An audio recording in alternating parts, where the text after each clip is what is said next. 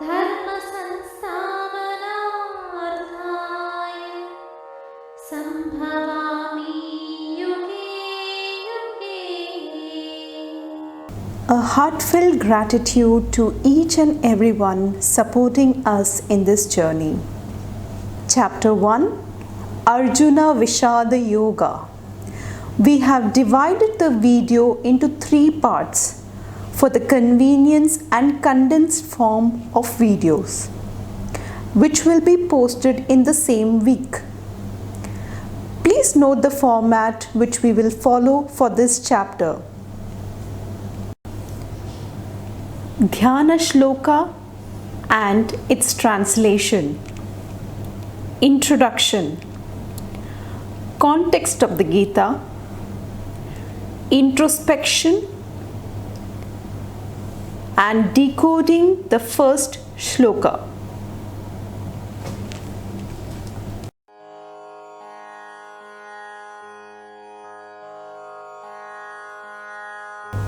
Om Parthaya Pratibodhitam Bhagavata Narayanena Swayam Vyasena Gratitam Purana Munina Madhye Mahabharatam Advaitaamritavarshinim Bhagavatim Ashtadashadhyayinim Amba Tvamanusandadami Bhagavad Gite Bhava Dveshini. O Bhagavad Gita, with which Arjuna was illuminated by Lord Narayana himself, and which was composed in the middle of Mahabharata by the ancient sage Vyasa. O Divine Mother, the destroyer of rebirth, the shower of nectar of Advaita, and consisting of 18 chapters, upon thee, O Bhagavad Gita, O affectionate Mother, I meditate. Welcome everyone. This is Shritika Manoj. If you are new to the channel, please click the link below in the description box for the previous episodes. Introduction.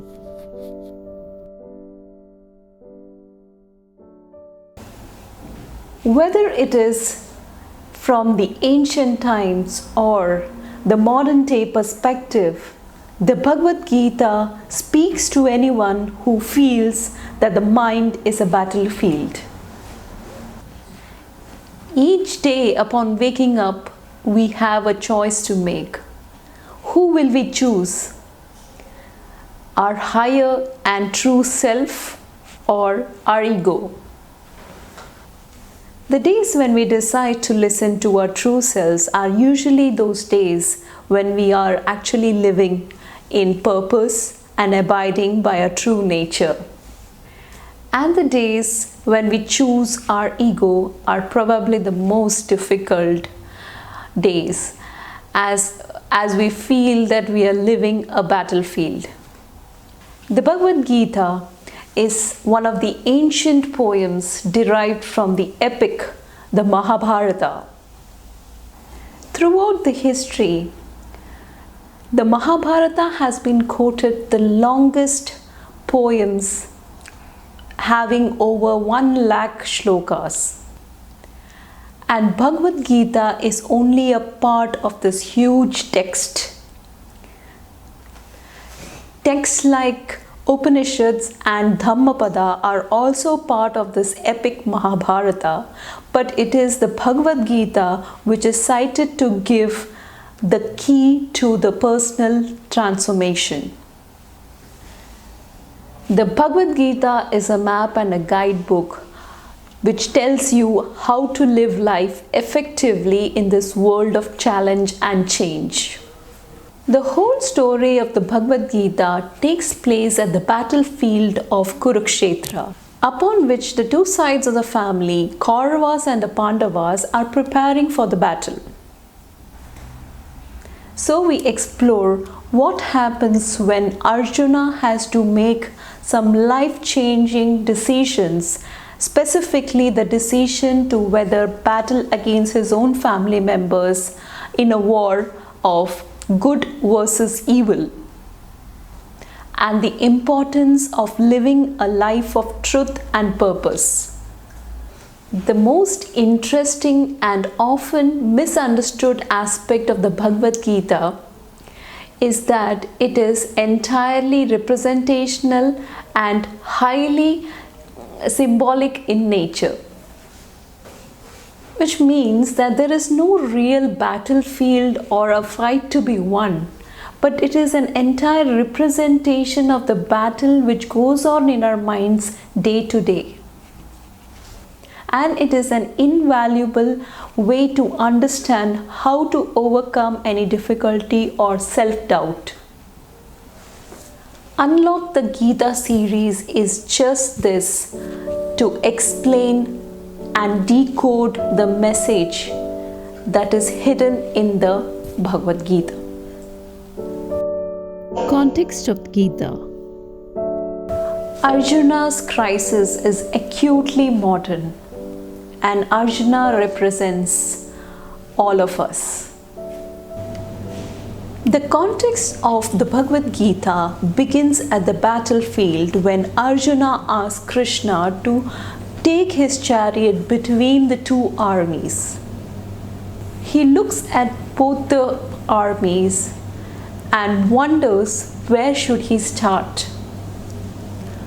Arjuna sees that everyone is devoted to their cause and feels that there is no meaning to continue this war suddenly. He breaks down into tears and tells Krishna that everything seems so meaningless now because there is no reason for him to fight his own family. He starts thinking that war is evil and it would destroy everything and everyone. Arjuna starts believing that there could be peace if they didn't war. But however, it wasn't like that in his game plan. Introspection. So you see, when any situation comes, what do?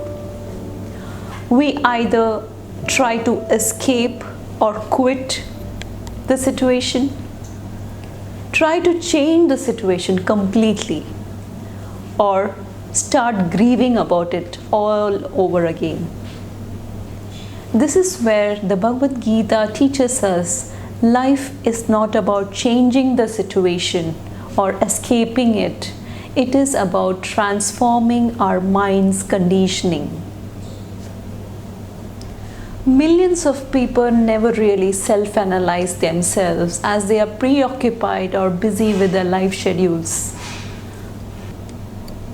without even realizing that their minds have been conditioned to the society's view and perception.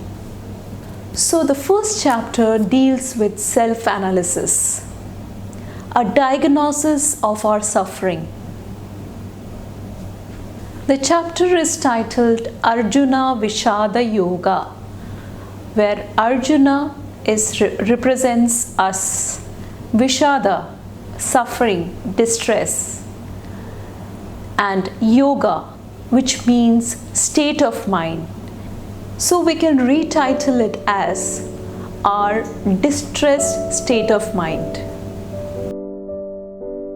Decoding the first shloka.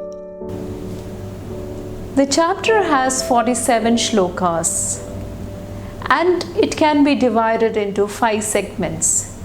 The first shloka has an important role to be said, that we will do it in today's episode. From 2 to 20 explains and describes the armies in both sides and their preparations. From 21 to 25, Arjuna asks Krishna to keep the chariot between the two armies. And from 26 to 30 explains the change of mind in Arjuna, looking at both the armies. From shlokas 31 to 35 describes the Vishada, Arjuna's Vishada, the distress, the discomfort he was going through. From 36 to 47 explains Arjuna's confusion and delusion.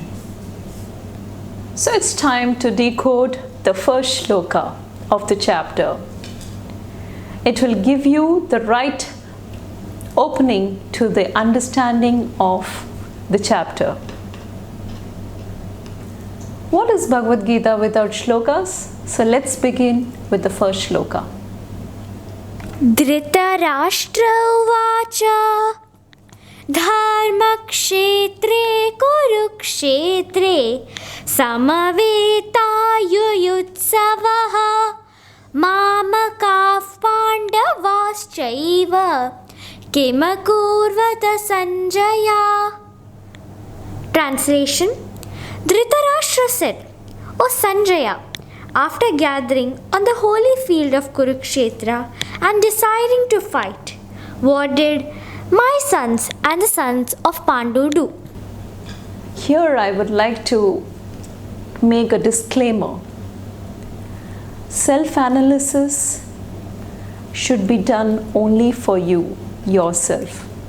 You should not analyze your partner, your family, your relatives, your friends, etc., etc. Because what is my priority and what is your priority are totally different. And it is very important to understand ourselves first and then others. So let's begin. In our scripture, the location is very important. Kurukshetra was decided to be the battlefield for this war by Bhishma Pitama. He said that this battlefield was blessed, that whoever fights here and masters will definitely attain to heaven. So the physical Kurukshetra, as we all know, is in Delhi, situated in Delhi and all those things. But what is it? How is it relevant to us? Where is this Kurukshetra within us? That is what we need to decode today. We have covered this in the previous episodes. The chariot example, where the horses represent the senses, our 5 sense organs. Kurukshetra within us means these 5 sense organs. It is through these 5 sense organs do we transact with the world. Our constant desires and expectations with the world are the cause of the conflict within our mind. Hence, our job is to control and restrain these senses to have a stable mind. Now, what is Dharmakshetra? Or may I say, where is Dharmakshetra within us? If Kurukshetra is our senses, Dharmakshetra is the energy flow within the spine of our body. They are called the chakras. Let's have a look at both of them and come to a conclusion after that. The Kurukshetra symbolically represents our indriyas or the senses, sense organs. The sense organs are divided into organs of perception and organs of action, the Jnanendriya and Karmendriya. The organs of perceptions are the ear, eyes, nose, mouth and skin. Whereas the organs of action, karmendriya, are speech, hand, legs, organs of reproduction, and our genital organs. The chakras refer to the energy centers we have in our bodies. The 7 chakras are the root chakra or Mooladhara in Sanskrit. It represents our foundation, our feeling of being grounded. Its color is red and it is located in the base of spine near coccyx. Second, the sacral chakra or the Swadhisthana in Sanskrit. It represents our connection and ability to accept others and new experiences. Its color is orange and it is located in the lower abdomen just below the navel near the spleen. Third, the solar plexus chakra or the Manipura in Sanskrit. It represents our ability to be confident and in control of our lives. Its color is yellow and it is located in the upper abdomen in the stomach area near the tip of the sternum. Fourth, the heart chakra or Anahata in Sanskrit. It is our center for love, compassion, and spirituality. The color it indicates is green. It is located directly over the heart and the thymus. Fifth, the throat chakra or Vishuddha in Sanskrit. It represents our ability to communicate. It's the center of sound and expression of creativity. And the color it indicates is blue. It is located in the throat over the thyroid gland and the larynx. Sixth, the third eye chakra or Akyana in Sanskrit. It represents our ability to focus on and see the bigger picture. Its color is indigo and it is situated in the forehead between the eyes. It is corresponding to nerve plexus. And the seventh, the crown chakra or Sahasrara in Sanskrit. It represents our ability to be fully connected spiritually. It is the center of enlightenment. Its color is violet. It is located at the very top of the head and it corresponds to the nerve plexus in the cerebral cortex. Each chakra is connected to several organs via the nervous system. So when the energy is congested in the chakra or blocked, communication can be altered and this affects the functioning of the organs, possibly resulting in a disease. It is therefore very important that we keep our chakras in balance. So you see, the Kurukshetra and Dharmakshetra within us. Now what is yoga? Yoga means to go or the journey from the Kurukshetra to Dharmakshetra is yoga.